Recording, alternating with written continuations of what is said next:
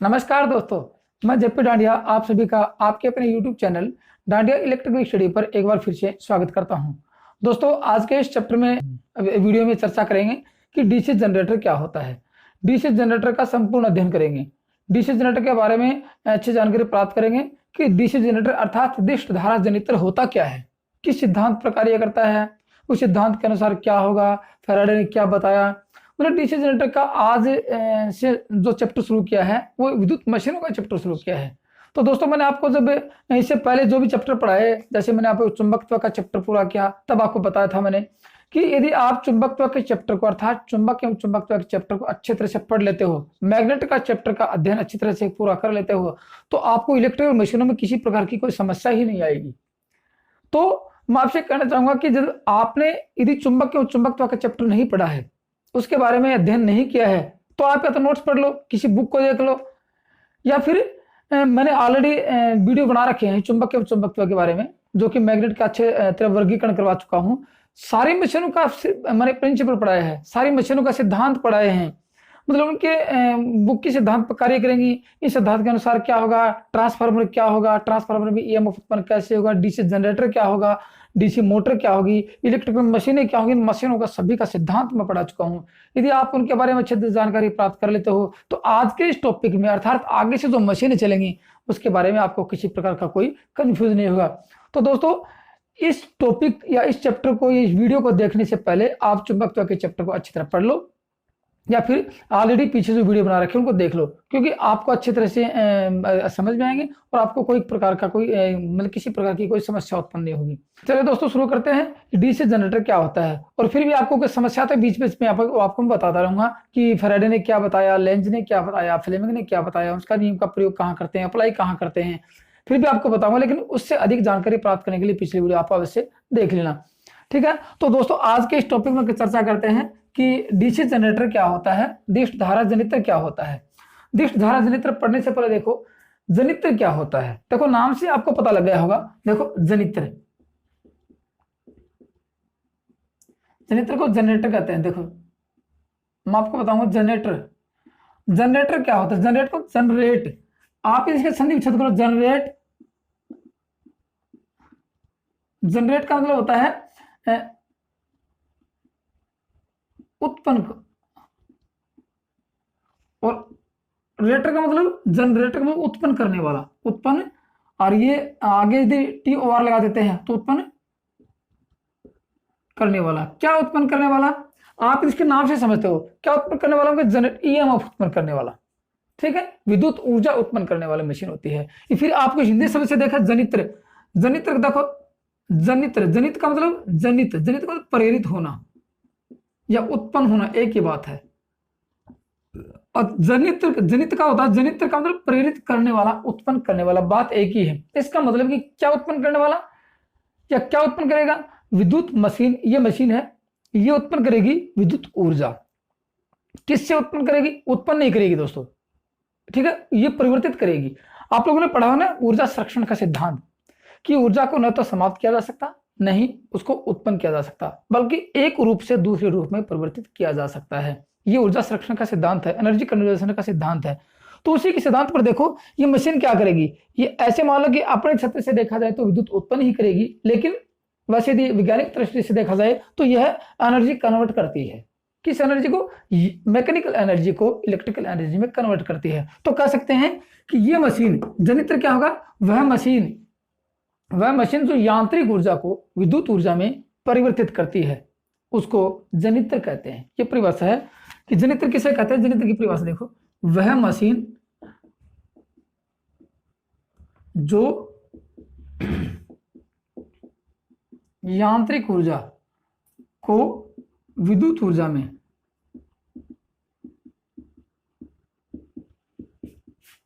परिवर्तित करती है। ये क्या है, ये जनित्र है। अब दोस्तों, जनित्र देखा आप लोगों ने, अपने पास विद्युत ऊर्जा के स्वरूप है। कितने स्वरूप है, दो स्वरूप है, एक एसी और एक डीसी। दो स्वरूप है। आप लोग जानते हैं कि डीसी धारा अलग होती है, एसी धारा अलग होती है। एसी में टाइमिंग के अनुसार रेस्पेक्ट टू टाइम उसका मान एवं दिशा परिवर्तित होती रहती है, और डीसी में ऐसा नहीं होता है। तो फिर ये मशीनें कितने प्रकार की हो जाएंगी अपने पास? 2 प्रकार की हो जाएंगी। कौन कौन सी? एक तो एसी मशीन हो जाएगी, एक डीसी मशीन हो जाएगी। अर्थात आज पढ़ रहे हैं विद्युत वाहक उत्पन्न करने वाली मशीन, न कि इलेक्ट्रिकल एनर्जी को यांत्रिक ऊर्जा में परिवर्तित करने वाली मशीन पढ़ रहे हैं। पढ़ कौन सी रहे हैं? यांत्रिक ऊर्जा को, मैकेनिकल एनर्जी को इलेक्ट्रिकल एनर्जी में जो कन्वर्ट करती है उस मशीन के बारे में चर्चा कर रहे हैं। तो उस वो मशीन कितने प्रकार की हो जाएगी? देखो, ये जनित्र हो जाएगा आगे चल के 2 प्रकार का। जनित्र कितने प्रकार का हो जाएगा दोस्तों? 2 प्रकार का हो जाएगा। कौन कौन सा आप लोग जानते हो अच्छी तरह से? एक तो ये हो जाएगा डीसी जनित्र, क्योंकि विद्युत अपने पास कितने प्रकार की मिलेगी? 2 प्रकार की मिलेगी। एक तो डीसी मिलेगी और एक एसी मिलेगी। एक तो पड़ गया डीसी जनित्र और दूसरा हो जाएगा एसी जनित्र। ये इसको कहते हैं दिष्ट धारा जनित्र।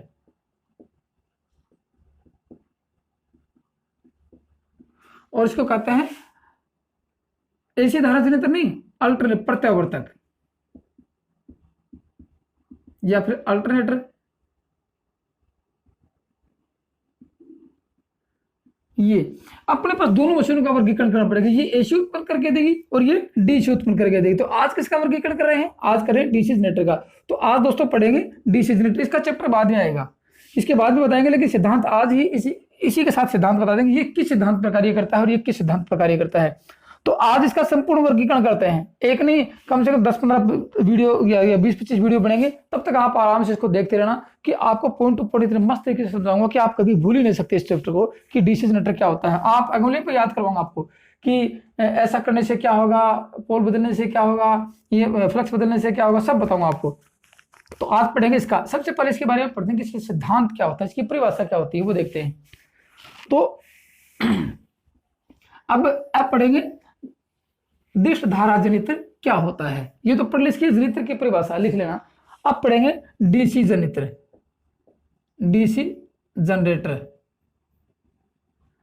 वह मशीन, परिभाषा लिखो इसकी, वह मशीन जो यांत्रिक ऊर्जा को विद्युत डीसी ऊर्जा में परिवर्तित करती है। किसमें? यांत्रिक ऊर्जा को विद्युत डीसी ऊर्जा में परिवर्तित करती है, डीसी जनरेटर कहलाती है। ठीक है, दिष्ट धारा जनित्र कहलाता है। कौन से को? यांत्रिक ऊर्जा को। ये मैकेनिकल एनर्जी और कन्वर्ट करेगी ये इलेक्ट्रिकल एनर्जी में। इलेक्ट्रिकल एनर्जी कौन सी? डीसी। तो ये डीसी जनरेटर कहेंगे। अब डीसी में कन्वर्ट नहीं करती है दोस्तों। डीसी, फैराडे का नियम जब भी लगेगा, डीसी कभी उत्पन्न नहीं होती है, सिर्फ डीसी को तो परिवर्तित किया जाता है, बदला जाता है डीसी को। तो विद्युत कौन सी उत्पन्न होती है? एसी होती है। वो बताएंगे एसी क्यों होती है। ये तो थी इसकी परिभाषा। देखो, छोटी सी मशीन की बात करें, जैसे इसमें डायनेमो भी आता है। आपको सर डायनेमो क्या है? डायनेमो भी यांत्रिक ऊर्जा को विद्युत ऊर्जा में ही बदलता है। ठीक है, डायनेमो भी यांत्रिक ऊर्जा को विद्युत ऊर्जा में ही परिवर्तित करता है, लेकिन छोटी मशीन होती है। इसका उपयोग कहाँ करते हैं? देखो, इसका उपयोग मोटर गाड़ियों में बैटरी चार्जिंग के तौर पर इसका प्रयोग करते हैं। इसका डायनेमो का है एक डीसी जनरेटर है। ये भी डीसी जनरेटर का वर्गीकरण जब करेंगे, प्रकार पढ़ेंगे, तब डायनेमो के बारे में पढ़ाएंगे। लेकिन कभी कभार आता है कि डायनेमो क्या होता है। डायनेमो एक प्रकार का छोटा डीसी जनरेटर ही होता है जो विद्युत यांत्रिक ऊर्जा को विद्युत ऊर्जा में कन्वर्ट करता है, और जो विद्युत अपने मोटर गाड़ियों में, वाहनों में बैटरी चार्जिंग के तौर पर इसका प्रयोग किया जाता है। अब देखते हैं इसका कार्य सिद्धांत। किसका? डीसी जनरेटर का कार्य सिद्धांत क्या होता है, किस सिद्धांत पर कार्य करता है।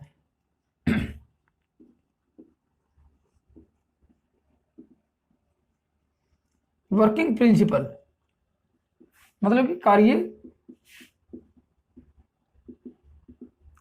कार्य सिद्धांत देखते हैं इसका। किसका? डीसी जनरेटर का कार्य सिद्धांत देखते हैं। डीसी जनरेटर किस सिद्धांत पर कार्य करता है। मैंने आपको जब चुंबक का चैप्टर पढ़ा था, बताया था, तब आपको मैंने पढ़ाया था फैराडे के नियम, कि फैराडे के 2 नियम थे।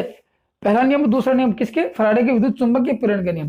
पहले नियम में बताया कि जब किसी चालक तार को किसी चुंबकीय क्षेत्र में घुमाया जाता है तो फैराडे के नियमानुसार उस चालक तार में ईएमएफ उत्पन्न होता है। फिर आपको बताया कि जब किसी चालक तार के चारों चुंबकीय फ्लक्स को घुमाया जाता है तो भी चालक तार में ईएमएफ उत्पन्न होता है। ये फैराडे का पहला नियम था। दूसरा नियम क्या था?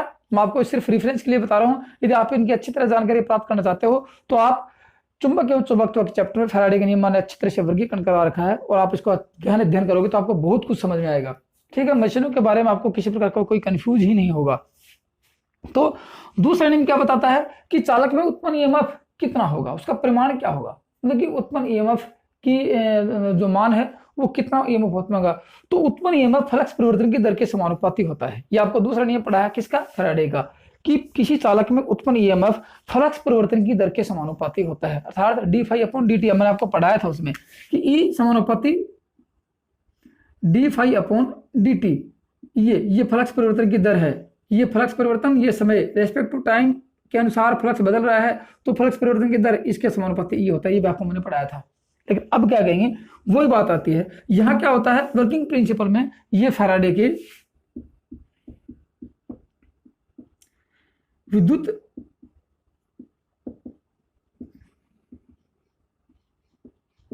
चुंबकीय प्रेरण के सिद्धांत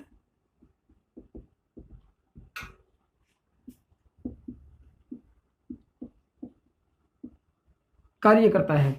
ये तो था इसका सिद्धांत, किसके सिद्धांत पर, फैराडे के विद्युत चुंबकीय प्रेरण के सिद्धांत पर कार्य करता है, और वो थे अपने दो नियम। अब आपको सिद्धांत के बारे में छोटी जानकारी देता हूं कि सिद्धांत में ईएमएफ उत्पन्न कैसे होता है, कि इस ईएमएफ उत्पन्न कैसे होता है। देखो ई, या फैराडे का विद्युत चुंबकीय प्रेरण का नियम पढ़ लो, या फैराडे के विद्युत चुंबकीय प्रेरण का सिद्धांत पढ़ लो। क्या था फैराडे का, वो ये उसने ये बताया कि चालक तार, सबसे पहले क्या मूलभूत आवश्यकता है क्या सिद्धांत की, चालक तार प्लस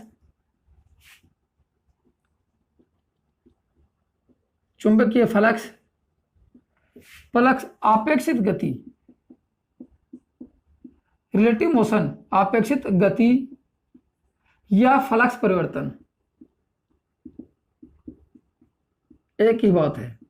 यह बताया कि किसी चुंबकीय फ्लक्स में जब चालक तार को घुमाएंगे, अपेक्षित गति करेंगे, समान गति कर देंगे तो नहीं होगा। यह आपको बताया कि क्यों नहीं होगा, कि जब किसी चालक तार को चुंबकीय फ्लक्स में घुमाएंगे, गति करवाएंगे, उसमें दोनों के बीच अपेक्षित गति होगी, तो चालक तार में ईएमएफ उत्पन्न होगा। क्यों, क्योंकि चालक तार द्वारा उन चुंबकीय फ्लक्स या चुंबकीय बल रेखाएं या चुंबकीय क्षेत्र का छेदन होगा, तो चालक तार में ईएमएफ उत्पन्न होगा। या तो ये थी, या फिर चालक तार को स्थिर रखेंगे और फ्लक्स का परिवर्तन करवाएंगे, तो भी चालक तार में ईएमएफ उत्पन्न होगा। दोनों ही बातें आती हैं। तो यहां कौन सा होता है वो देखेंगे। इसके अनुसार देखो ये था कि ईएमएफ समानुपाती d phi upon d t, ये तो पढ़ा था, d phi upon d t. अब ये तो था किसके अनुसार, जब चालक तार में किसी चुंबकीय फ्लक्स को चालक तार में घुमाएंगे, या फिर इसमें फ्लक्स परिवर्तन ये अपना करवाएंगे चालक तार के चारों तरफ, तो ईएमएफ उत्पन्न होगा। ये तो था इसका सिद्धांत। अब इस सिद्धांत के अनुसार होता क्या है वो देख लेते हैं। अब दोस्तों अपने पास दो बातें आ गई। आपको एक सबसे इंपॉर्टेंट टॉपिक में एक बात बताता हूं, दो बातें आ गई कि या तो चालक तार को चुंबकीय फ्लक्स में घुमाएं, या फिर आगे दोनों में अपेक्षित गति करवाएं, या फिर फ्लक्स परिवर्तन करवाएं, चालक तार स्थिर रखें, तो ईएमएफ उत्पन्न होता है। इसका मतलब ईएमएफ उत्पन्न होने के दो कारण हो गए, या तो फ्लक्स का परिवर्तन करवाएं या फिर चालक तार को घुमाएं।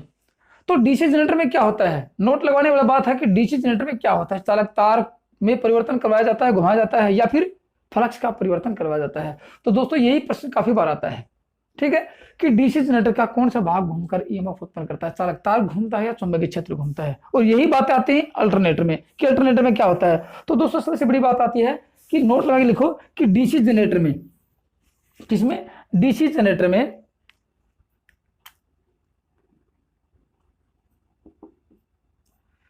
डीसी जनरेटर में फैराडे के नियमानुसार, डीसी जनरेटर में फैराडे के नियमानुसार लिख लो, डीसी जनरेटर में फैराडे के नियमानुसार, फैराडे के विद्युत चुंबकीय प्रेरण के नियमानुसार, फैराडे के प्रेरण के नियमानुसार, डीसी जनरेटर में फैराडे के चुंबकीय प्रेरण के नियमानुसार चालक तार, चालक व चुंबकीय फ्लक्स, चुंबकीय फ्लक्स में अपेक्षित गति होती है, अपेक्षित, एक तो बात है अपेक्षित गति होती है, अर्थात अपेक्षित गति किसके कारण होगी, चालक तार के कारण, अर्थात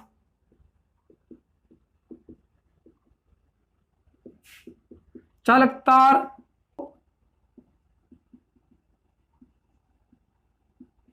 चुंबकीय फ्लक्स में गतिमान करके ईएमएफ उत्पन्न किया जाता है। ईएमएफ उत्पन्न किया जाता है,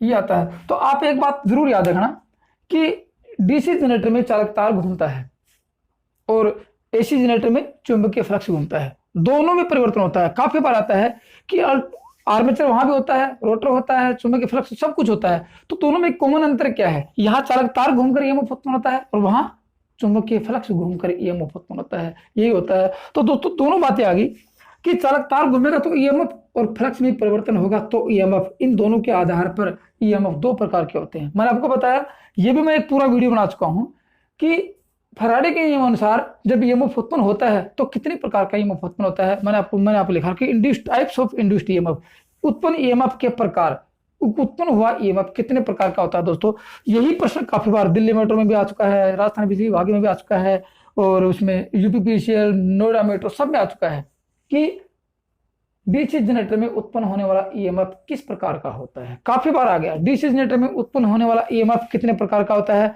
अब ईएमएफ तो फैराडे के नियम अनुसार होगा ना, तो होगा किस प्रकार का, प्रकार ही पूछा किस प्रकार का होता है, वो देख लेते हैं। मैं आपको ये भी पढ़ा चुका हूं, जब मैंने टाइप्स ऑफ इंड्यूस्ड ईएमएफ पढ़ाया था, उत्पन्न ईएमएफ के प्रकार पढ़ाया, तब वहां भी बताया था मैंने आपको कि जनरेटर में कौन सा ईएमएफ उत्पन्न होता है, अल्टरनेटर में कौन सा होता है, ऑटो ट्रांसफार्मर में कौन सा होता है, फिर ट्रांसफार्मर में कौन सा होता है, म्यूचुअल इंड्यूस्ड ईएमएफ क्या होता है, सेल्फ इंड्यूस्ड ईएमएफ क्या होता है, सब बताया था मैंने आपको। फिर भी जब भी चैप्टर आएगा तो उनके बारे में अच्छी तरह धीरे धीरे छोटा छोटा वर्गीकरण करते चले जाएंगे। तो वो देख लेते कि जनरेटर में किस प्रकार का ईएमएफ उत्पन्न होता है, वो देख लेते हैं। मैंने आपको तब बताया था कि जब चालक तार घूमता है, देखो उत्पन्न ईएमएफ दो प्रकार के होते हैं। ईएमएफ कितने प्रकार के होते हैं? ईएमएफ दो प्रकार के होते हैं। ये मैं बता सकूं, ईएमएफ कितने प्रकार के होते हैं? दो प्रकार के होते हैं। गतिजन्य ईएमएफ, इसको बोलते हैं डायनामिकली।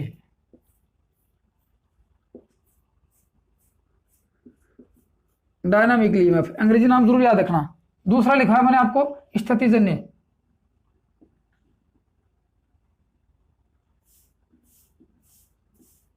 इसको बोलते हैं स्टैटिकली।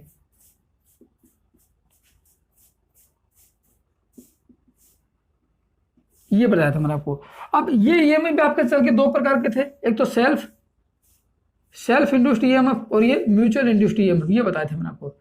ये दो प्रकार होते आगे। लेकिन अब बात करते हैं, मैंने आपको ये भी पढ़ाया था कि डायनामिकली ईएमएफ क्या होता है, कहाँ उत्पन्न होता है, किस कारण से उत्पन्न होता है।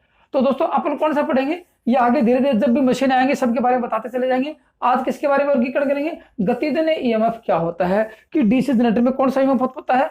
गतिजन्य। कभी कभार नाम आता है गतिज ईएमएफ किसे कहते हैं, ये भी आता है परीक्षा में। गतिज ईएमएफ क्या होता है या गतिजन्य ईएमएफ क्या होता है, डायनामिकली इंड्यूस्ड ईएमएफ क्या होता है। ये ईएमएफ के प्रकार आते हैं, कहाँ उत्पन्न होता है, किस प्रकार उत्पन्न होता है, किसके कारण उत्पन्न होता है, वो देख लेते हैं। क्योंकि अपन चैप्टर किसका पढ़ रहे हैं? डीसी जनरेटर का, तो डीसी जनरेटर से संबंधित ही बातें पढ़ेंगे, डीसी जनरेटर से संबंधित ही अपने नियम कानून कायदे पढ़ेंगे। ठीक है, बाकी ये इनके बारे में अच्छी तरह पढ़ चुके हैं। जब भी मशीनों का वर्गीकरण आएगा उनसे संबंधित सारी बातें धीरे धीरे इंक्लूड और उनको अप्लाई करते चले जाएंगे। तो आज कौन सा पढ़ेंगे? गतिजन्य ईएमएफ पढ़ेंगे, इन दोनों में से। तो वो देख लो गतिजन्य ईएमएफ क्या होता है। देखो डायनामिकली ईएमएफ,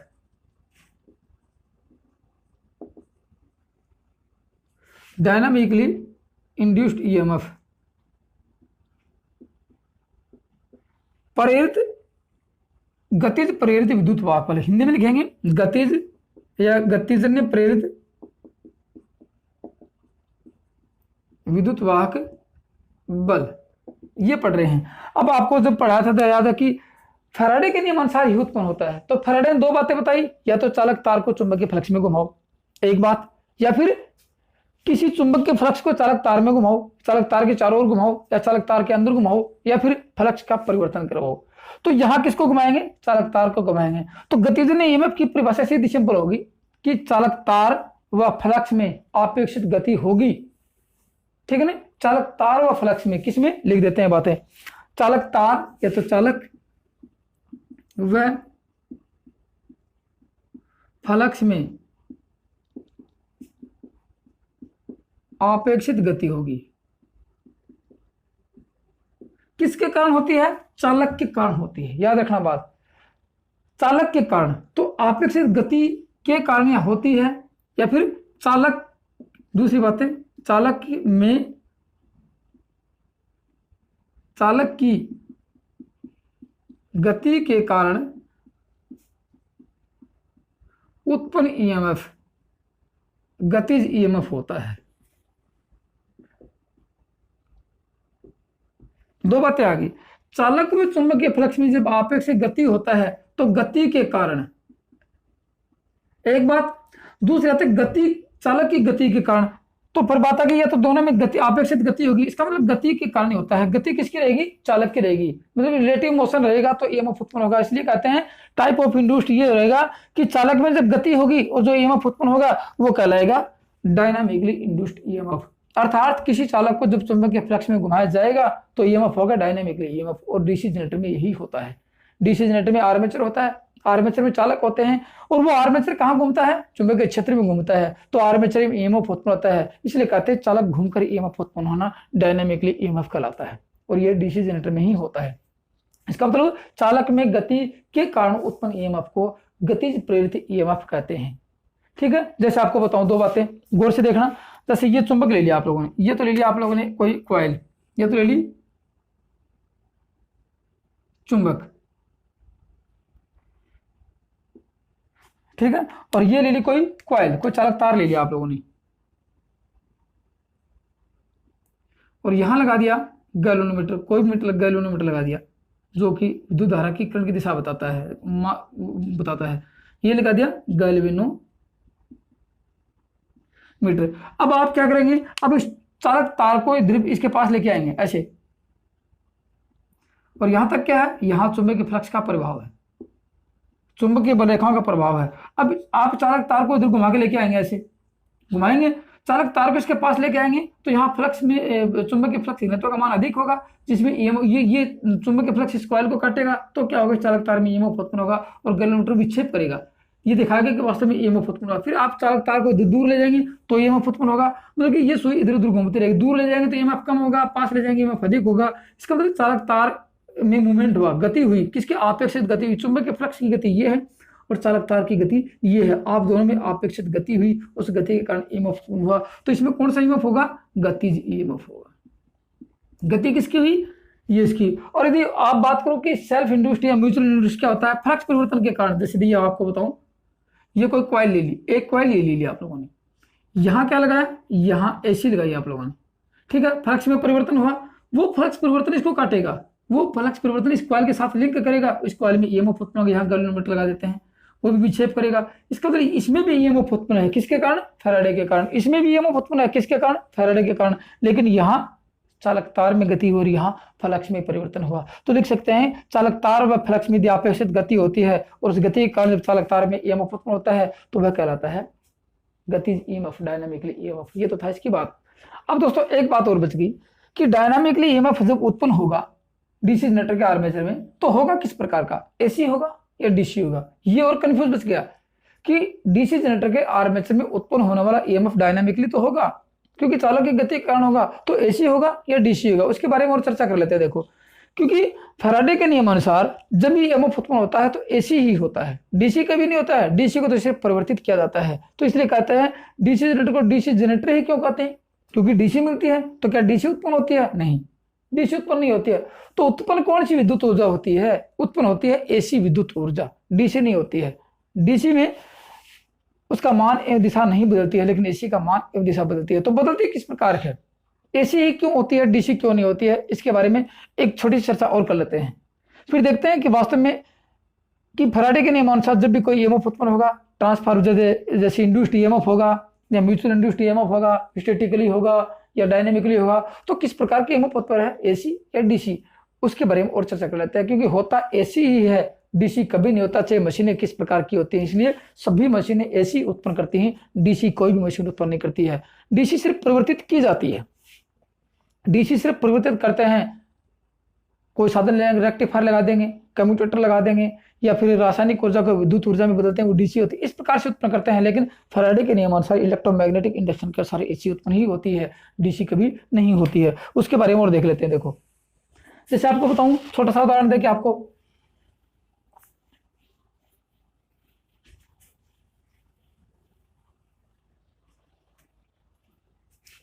तो क्या लिखे, डीसी जनरेटर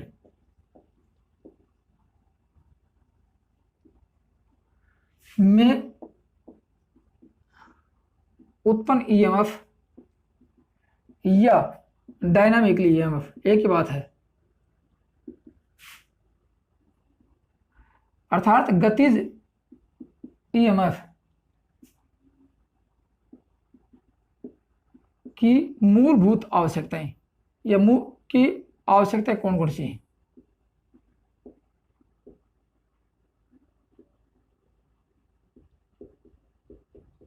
आवश्यकता देखते हैं कि क्या क्या चाहिए आपको। देखो आवश्यकता क्या रहेंगी, उत्पन्न ईएमएफ की आवश्यकता, ये ईएमएफ है, इसकी आवश्यकता क्या रहेंगी। देखो सबसे पहले रहेगा चालक तार, आपको चित्र बना के दिखाता हूं। पहले क्या रहेगा, चालक तार, उसके बाद में क्या रहेगा, फ्लक्स, चुंबकीय फ्लक्स, और तीसरा क्या रहेगा, अपेक्षित गति। फ्लक्स परिवर्तन नहीं लिखेंगे क्योंकि अपने बात कर रहे हैं डायनामिक ईएमएफ की, अपेक्षित गति, ये रहेंगे अपने पास, तीन साधन रहेंगे। अब तीनों को देखो, मैं आपको गौर से बताता हूं, गौर से देखना कि कैसे एसी उत्पन्न होती है। यहां आप लोगों ने ले लिया एक आर्मेचर, चालक तार का कोई लूप लिया, ये ले लिया लूप, ये चालक तार ले लिया, इसके चारों ओर क्या ले लिया, चुंबकीय फ्लक्स ले लिया। जैसे आपको बताता हूं, आपको ये एन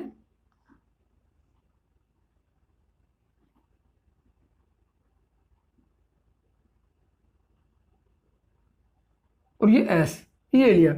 यहां से देखो ये है, आप लोगों ने देखी होगी कि दो रेखाएं आपको मैंने पढ़ाई थी, ये दो चुंबकीय पोलों को मिलाने वाली रेखा, ये दो चुंबकीय पोलों के बीच में ये बराबर में बांटने वाली रेखा, इसको मैंने आपको बताया था, ये क्या है, उदासीन अक्ष,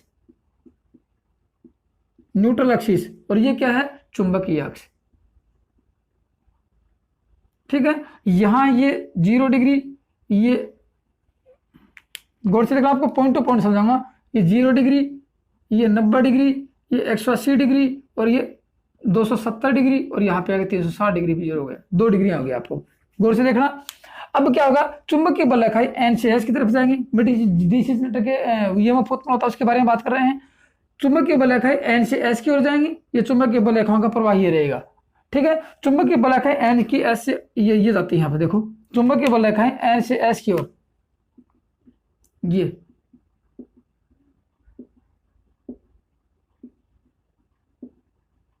चुंबकीय फ्लक्स की दिशा है।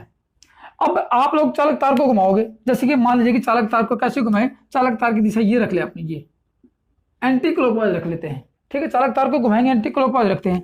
जैसे आपको एक चित्र और बना के दिखाता हूं आपको मैं, जैसे ये ले लिए दो पोल, ये एन एस और ये चुंबकीय बल रेखा ऐसे,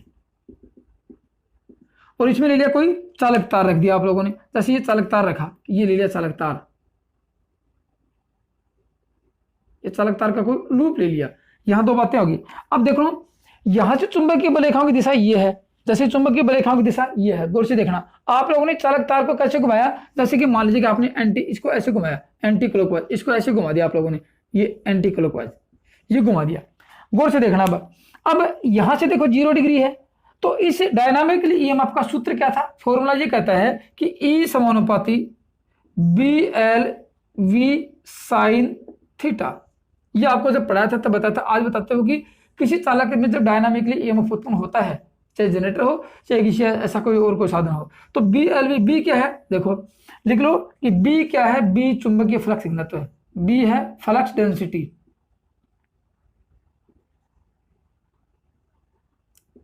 वेबर प्रति मीटर स्क्वायर में, और एल क्या है, इफेक्टिव लेंथ,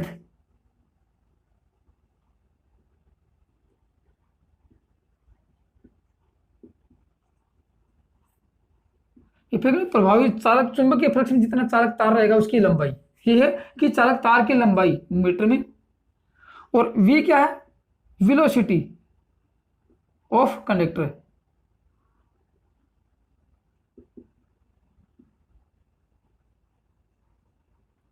ठीक है, और साइन थीटा ये साइन थीटा बच गया। साइन थीटा क्या है, देखो चुंबकीय फ्लक्स की गति, चुंबकीय फ्लक्स की गति और चालकतार की गति के बीच का कोण होता है अपेक्षित गति। मान लो चुंबकीय फ्लक्स की गति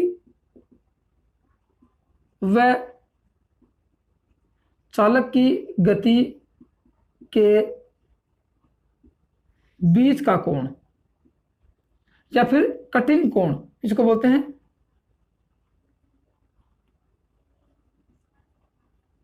कटिंग एंगल। किसके बीच का, चालक तार घूमता है उसकी गति और ये अपने चुंबकीय फ्लक्स की जो दिशा है उसकी गति, उन दोनों के बीच का कोण है, कटिंग कोण है। तो ये तो थी बात इसकी। अब मान लीजिए कि चुंबकीय फ्लक्स जो है निर्धारित है, चालक तार की गति निर्धारित है, इसका वैल्यू जो वेलोसिटी है वो निर्धारित है। तो इसको मान लेते हैं कि ये क्या है, ये ई है, ये है ई। गौर से देखना, ये क्या है, ईएमएफ हो गया। तो ईएमएफ मान लीजिए कि इस ईएमएफ का मान 100 मान लेते हैं। इसके मान अब निर्धारित करते हैं कि इसके कारण ईएमएफ उत्पन्न होता है वो एसी होता है। किसके कारण, इसके कारण होता है, नहीं तो एसी नहीं होता। इसके कारण और चालक की गति के कारण, इन दोनों के बीच जो अपेक्षित गति है उस गति के कारण ईएमएफ एसी होता है। जैसे इसका मान 100 मान लेते हैं, तो यहाँ देखो ये 0 डिग्री। अब आपको गौर से दिखाता हूँ, देखो ये है, ये वो लूप है, देखो ये लूप है, ये लूप। अब इस लूप को देखो, यहाँ से इस लूप का आप ऐसे घुमाओगे, जैसे ये है, इसमें चुंबकीय बल रेखाएं सब देखो, इसका चुंबकीय बल रेखाएं यहाँ चालक तार को सीधी सबसे पहले इसको काटेगी तो इसमें ईएमएफ उत्पन्न होगा, इसको नहीं काटेंगे, नहीं काटेंगे तो इस भाग में ईएमएफ उत्पन्न होगा। ठीक है, इस भाग में ईएमएफ उत्पन्न होगा। इसका मतलब ये सामने क्या है, यही चालक तार चुंबकीय फ्लक्स 90 डिग्री में आ गया।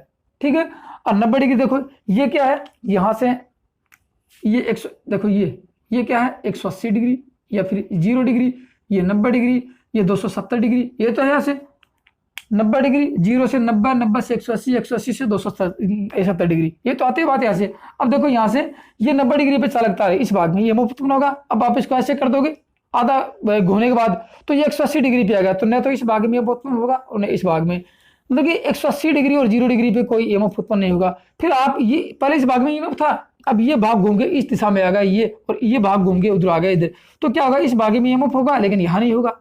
तो ए बी भाग ये था, ये घूम के चला गया और ये सी डी भाग इधर आ गया। इसका मतलब ये चालक तार जो घूमता है तो ईएमएफ का मान बदलता जाता है, आपको ये देखना है। जैसे आपको बताऊं, देखो मान लीजिए कि यहाँ 0 डिग्री है, ये 30 डिग्री मान लेते हैं, ये 135 डिग्री मान लेते हैं, जो भी डिग्री रहेगी। यहाँ 180, 205 डिग्री मान लेते हैं, 270 मान लेते हैं, ये 360 मान लेते हैं। अब देखो ईएमएफ कैसे उत्पन्न होगा वो देखते हैं, गौर से देखना। ये पॉजिटिव दिशा है और ये नेगेटिव दिशा है। ये यहाँ से बीच की रेखा ये देखो, ये बीच से ये नीचे का भाग है, ये ऊपर का भाग है। यहाँ से चालक घूमता है, गौर से देखना, यहाँ से चालक घूमता है। तो ये कितने डिग्री पे था, सबसे पहले 0 डिग्री पे था। आप लोगों ने देखा कि BLV ये क्या है, देखो ये क्या है, BLV E का मान था। आप लोगों ने यहाँ पे किया कि E का मान BLV ये तीनों मिला के आप लोग देखिए, ये E यहाँ पे इसका मान 100 है, तो लिखेंगे E बराबर ईएमएफ बराबर, देखो 100 तो है ही, अब into sine theta. Sine theta देखना अपने को, साइन थीटा का मतलब कि इस चुंबकीय फ्लक्स की गति और इस चालक तार की गति दोनों के बीच का कोण, कि चालक तार और चुंबकीय फ्लक्स के बीच में अपेक्षित गति का कटिंग कोण कितना है, काटने का कोण कितना है, वो देखना है। कि चालक तार इस दिशा में घूमेगा तो चालक तार घूमा, मान लिया कि 30 डिग्री, यहाँ 0 डिग्री पे देखा, तो यहाँ लिखो 100 इंटू इसका मान कितना है 0 डिग्री। आपको पता है साइन 0 का मान 0 होता है, ठीक है, तो लिख दो बराबर 100 इंटू 0, साइन 0 बराबर, देखो साइन 0 डिग्री बराबर 0, तो इसका मान बराबर 0 वोल्ट। यहाँ कितना वोल्ट हुआ, 0 वोल्ट। मान लीजिए कि यहाँ 0 वोल्ट हुआ। अब मान लीजिए 30 डिग्री पे पहुंचा, चालक तार घूमकर 30 डिग्री पर पहुंचा, तो लिखेंगे साइन 30 कितने डिग्री पे आ गया, दोनों के बीच का कोण कितना होगा, 30 डिग्री हो गया। और साइन 30 का मान होगा, पता है कि 1/2 होता है। तो E बराबर, देखो वोल्टेज कितना था पहले, चालक तार मान लीजिए कि E का मान 100 वोल्टेज, अब इतने डिग्री पे आगे मान कितना रहेगा, 100 वोल्टेज इंटू 30 डिग्री का मान 1/2 बराबर 50 वोल्टेज। यहाँ कितना वोल्टेज हुआ, मान के चालक तार 30 डिग्री पर घूम के आया तो इसका मान हुआ 50 वोल्टेज। मान लीजिए कि 30 डिग्री ये आ गई, इसकी ये आ गई 30 डिग्री, तो यहाँ कितना वोल्टेज हुआ, 50 वोल्टेज हुआ। ठीक है, अब चालक तार घूमकर कितने पे आएगा, 90 डिग्री पे। गौर से देखना, चालक तार घूम के कितने डिग्री पे आएगा, 90 डिग्री पे आएगा, अर्थात वो चालक तार इस चुंबकीय फ्लक्स के बिल्कुल लंबवत आएगा। लंबा तो मतलब 90 डिग्री पे पहुंचेगा। 90 डिग्री पे पहुंचेगा तो आपको पता है कि साइन 90 का मान साइन 90 डिग्री बराबर 1 होता है, 1। तो E बराबर 100 इंटू ये कितने डिग्री था, मान लीजिए 90 डिग्री, 90 डिग्री बराबर देखो 90 डिग्री आया तो 90 डिग्री E बराबर कितना वोल्टेज हुआ, 100 इंटू 1 बराबर 100 वोल्टेज। यहाँ पे वोल्टेज का मान हुआ ये 90 डिग्री यहाँ पे आ गई, यहाँ पे 100 वोल्टेज होगा, मतलब अधिकतम मान 90 डिग्री पे हुआ। फिर चालक तार घूमकर वापस आएगा 135 डिग्री पे पहुंचेगा। मान लीजिए कि यहाँ मैंने 91, 92, 93 जो भी डिग्री होगी लास्ट एंड तक 180 पे पहुंचेगा। मैंने आपको रेफरेंस के लिए बताया है। मान लीजिए कि 135 डिग्री पे आ गया तो ये कितना हुआ, 1 डिग्री दिया था, अब डिग्री घूम गई आगे 135 डिग्री हुआ। तो चालक तार घूमकर 135 डिग्री पर जब भी आता है तो चुंबकीय फ्लक्स में कटिंग कोण का मान 135 डिग्री हुआ। और साइन 135 का मान आपको पता है, साइन 135 डिग्री बराबर 0.707 के लगभग होता है, ठीक है। तो E बराबर 100 इंटू कितने डिग्री है, 135 डिग्री बराबर ये आ गया। देखो E बराबर 100 इंटू 0.707 बराबर 17.7 वोल्टेज। मतलब कि अब वोल्टेज फिर घटना शुरू हो गया है। तो अधिकतम मान कहां पहुंचा, 100 वोल्टेज पे पहुंचा, कितने डिग्री पे, 90 डिग्री पे। अब मान लीजिए कि वोल्टेज आगे घट के कितने डिग्री पे आ गया, 135 डिग्री पे। ये 135 डिग्री आ गई यहाँ पे, ये 135 डिग्री और वोल्टेज का मान हुआ 17.7 वोल्टेज। फिर पहुंचे 180 डिग्री पे। और आप लोगों को पता है कि साइन 180 का मान, थोड़ा मिटा देता हूं, देखना गौर से कुछ पॉइंट टू पॉइंट। साइन 180 का मान है, साइन 180 डिग्री बराबर 0 होता है, ठीक है। तो यहां क्या लिखेंगे, E बराबर 100 इंटू 180 डिग्री और 180 का मान 0 ये आपको पता है। तो E बराबर 100 इंटू 0 बराबर 0। फिर ये पहुंच गए 180 डिग्री पे 0 वोल्टेज, ठीक है। 180 डिग्री पे कितना होगा, 0 वोल्टेज आ गया। मतलब अब कंडीशन दोबारा बदल चुकी है। यही चालक तार घूमकर पहले 0 डिग्री पे था, इस चालक तार के एक लूप पे एक सिरे के अंदर कितना वोल्टेज हुआ, 0। फिर पहुंचा मान लीजिए कि 31, 32। इसका मतलब ये आता है कि 30 डिग्री पर 50 वोल्टेज हुआ है। गौर से देखना, तो 0 से 1 डिग्री पर जो ये 1 डिग्री बढ़ेगा चालक तार, तो चुंबक के बल रेखा इसको काटना शुरू कर देगी, चुंबक के बल रेखाओं का काटना शुरू कर देगा और चालक में EMF उत्पन्न शुरू हो जाएगा। तो यहाँ से आप देखो क्या हुआ कि 180 डिग्री पे EMF का मान 0, ये 180 डिग्री था, यहाँ पे 0 मान। अब यही चालक तार घूमकर विपरीत दिशा में आता है, तो विपरीत दिशा में 270 डिग्री जब आती है तो EMF का मान अधिकतम आता है, ये 270 डिग्री। फिर 360 डिग्री पे आता है तो फिर क्या होता है, EMF का मान 0 हो जाता है। मतलब कि अब इसकी दिशा बदल चुकी है। कब, ये विपरीत दिशा में, क्योंकि यही चालक तार घूम के विपरीत दिशा में आता है तो इसका मान बदल जाता है। इसका मतलब ये विद्युत वाहक बल AC उत्पन्न होता है। तो DC जनरेटर मान लो या कोई और AC मशीन मान लो, जब भी फैराडे का नियम सिद्ध होता है, चाहे ट्रांसफार्मर होता है, ऑटो ट्रांसफार्मर होता है, अल्टरनेटर होता है, जनरेटर होता है, या फिर और कोई कॉइल होती है, सोलेनॉइड होती है, जहां भी EMF उत्पन्न होता है किसके कारण, फैराडे के विद्युत चुंबकीय प्रेरण के कारण, तो वह EMF AC होता है, DC नहीं होता है। DC तो सिर्फ कन्वर्ट किया जाता है।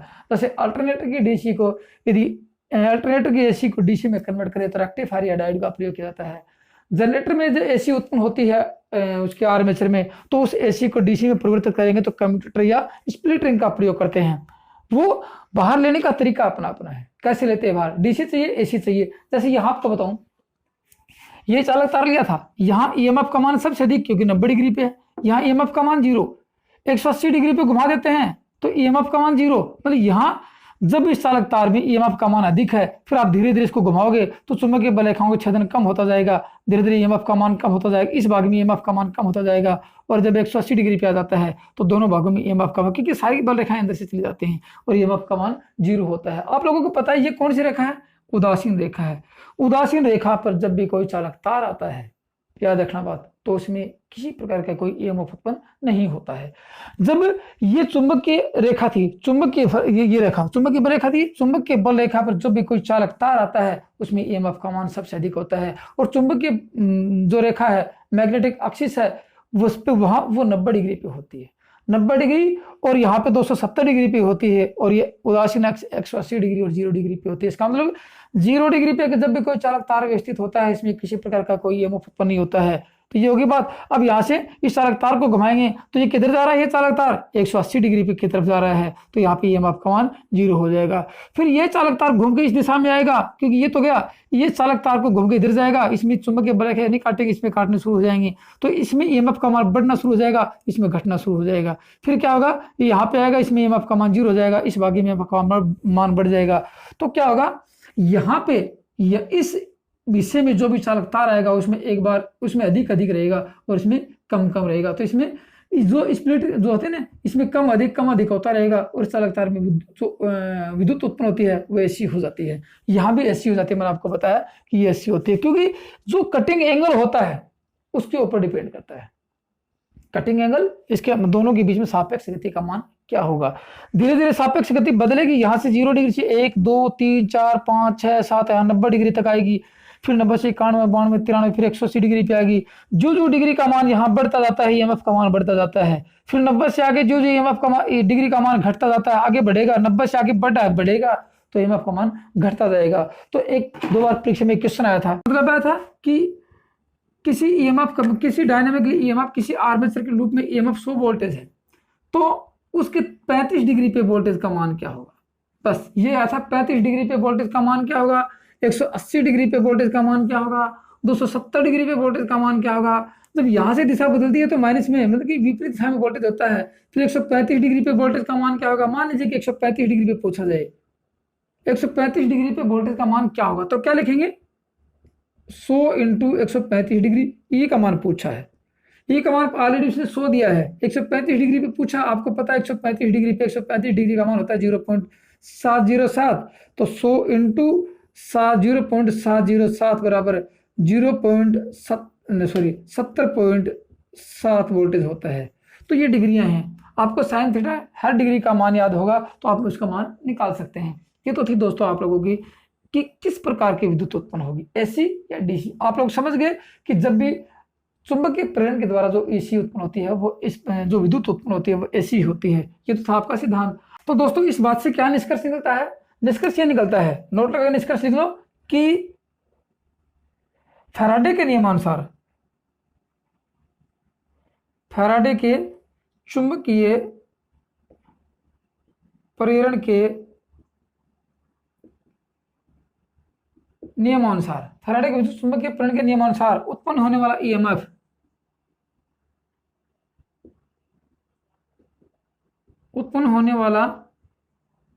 ईएमएफ एक बात तो ये, फैराडे के नियमानुसार, फैराडे के चुंबकीय प्रेरण के नियमानुसार उत्पन्न होने वाला ईएमएफ या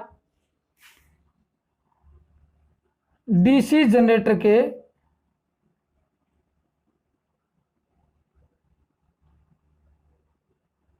आर्मेचर में उत्पन्न होने वाला ईएमएफ, दो बातें। फिर तीसरी बात आती है कि यह डायनामिकली ईएमएफ, एक ही बात है, मैं आपको लिखा देता हूं, डायनामिकली ईएमएफ हमेशा या स्वाभाविक तौर पर, स्वाभाविक रूप से एसी ही होता है, ये याद रखने वाली बात है, ठीक है, एसी ही होता है। या फिर डीसी जनरेटर में उत्पन्न होने फिर कहेंगे तो फिर डीसी जनरेटर जो होता है वो डीसी क्यों देता है, बात आती है ना, डीसी जनरेटर डीसी क्यों देता है, इसका मतलब कि इस आर्मेचर में, इस लूप में जो एसी उत्पन्न होती है उसके आगे कम्यूटेटर या स्प्लिटिंग लगा देते हैं। वो अभी आगे चैप्टर आएगा, धीरे धीरे बढ़ेंगे आगे, तो आगे कम्यूटेटर भी क्या होता है, स्प्लिटिंग क्या होती है वो पढ़ेंगे। कम्यूटेटर लगा देते हैं, कम्यूटेटर से उस एसी को डीसी में बदला जाता है। फिर अल्टरनेटर में एसी होती है, उसको रेक्टिफायर या किसी डायोड के द्वारा डीसी में बदला जाता है, मतलब वो परिवर्तित करते हैं अपनी आवश्यकता अनुसार, लेकिन उत्पन्न एसी होती है। दोस्तों आज के टॉपिक में, आज की वीडियो में सिर्फ इतना ही है। अगले टॉपिक में पढ़ेंगे डीसी जनरेटर के मेन पार्ट्स, मुख्य भाग पढ़ेंगे, मशीन में घूमने वाला भाग कौन सा होता है, स्थिर भाग कौन सा होता है, उसको क्या कहते हैं, आर्मेचर क्या होता है, इनके बारे में अच्छी बातें और पढ़ेंगे, अच्छी तरह से वर्गीकरण करेंगे। तो आज की वीडियो में सिर्फ इतना ही है। यदि कुछ आपके समझ में नहीं आया हो या कुछ त्रुटि हो गई हो तो कमेंट्स बॉक्स में जरूर लिखना कि सर इतना समझ में आया, आगे और आप पढ़ोगे समझ में आ जाएगा, या फिर यहाँ तक समझ में नहीं आया तो दोबारा इस चैप्टर को दोबारा पढ़ाने की कोशिश करेंगे और आगे अच्छे तरह से पढ़ाएंगे ताकि आपको अच्छी तरह समझ में आ जाए। दोस्तों मशीनों का टॉपिक इतना इंपॉर्टेंट है क्योंकि परीक्षा में हर बार डीसी जनरेटर पे प्रश्न अवश्य सकते हैं, डीसी मशीन पे क्वेश्चन अवश्य सकते हैं। बाकी कोई एक दो ऐसी मशीन छूट सकती है लेकिन डीसी मशीन नहीं छूट सकती। इसका मतलब डीसी मशीन को अच्छी तरह से पढ़ो ताकि आप पेपर जब भी खोलो आपके सामने तो ऐसे कि आपके सामने कुछ समस्या उत्पन्न हो कि इसका आंसर क्या होगा। आपको एक पॉइंट टू पॉइंट अच्छे तरह से मैं पैटर्न के आधार पर पढ़ाऊंगा कि ताकि आप जिंदगी में कहीं भूल नहीं सकते। दोस्तों आज की वीडियो में सिर्फ इतना ही है। थैंक यू, धन्यवाद।